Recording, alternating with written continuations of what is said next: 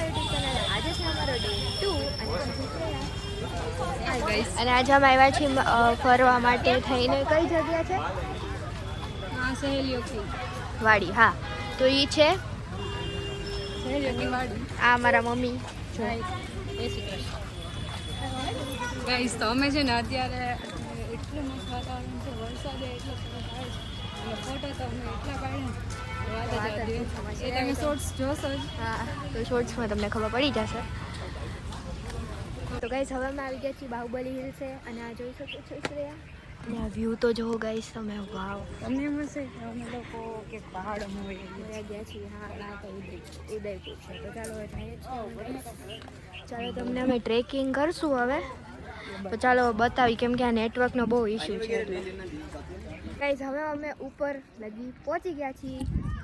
જોઈ શકો છો ફોટોશૂટ ચાલે છે અને આ જોઈ લો વ્યૂ. અને વ્યૂ એટલો મસ્ત છે ને, તમે છે ને એકવાર ઉદયપુર આવો ને તો અહીંયા તો આવજો. તો ગાઈસ હવે અહીંયા નીચે તો મને વાગે એવું જ છે. અહીંયા નીચે તો બહુ સ્લીપ થાય એવું છે. અત્યારે મોન્સૂનમાં તો નથી આવ્યા જો, પણ વાંધો નહીં. હવે અમે તો આવી ગયા છીએ, એટલે રેન ને બધું આવ્યું હતું, એટલે આશરે જોવો ગાઈસ.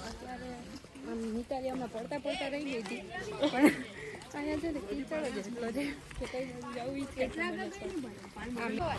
ગાઈસ તો અમે લોકો છે ને અત્યારે કપડાં લેવા આવ્યા છીએ, પણ અહીંયા ફૂલ વરસાદ ચાલુ હતો ને તો અત્યારે મિતાલી તો જો ફૂલ અને ઠંડી લાગે, અત્યારથી સ્વેટર પહેરી લીધો અને કેટલી સ્પીડમાં જઈએ જો તો એને કપડાં લેવાની કેટલી ઉતાવળ.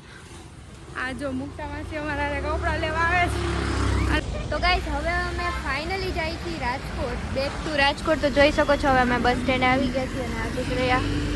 હા ગાઈસ હવે અહીંથી જવાનું મન નથી થતું, પણ હવે કોલેજે તો જવું પડશે ને, ત્યાં તો નહીં આવે.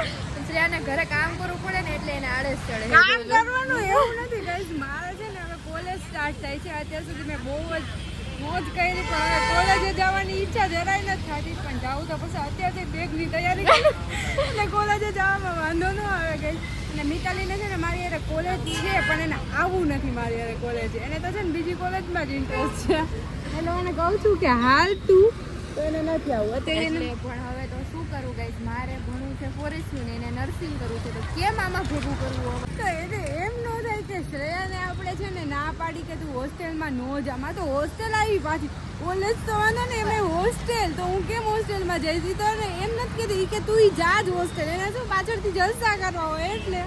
ગાઈસ હવે એનું ભવિષ્ય સુધારવું પડે ને મારે યાર.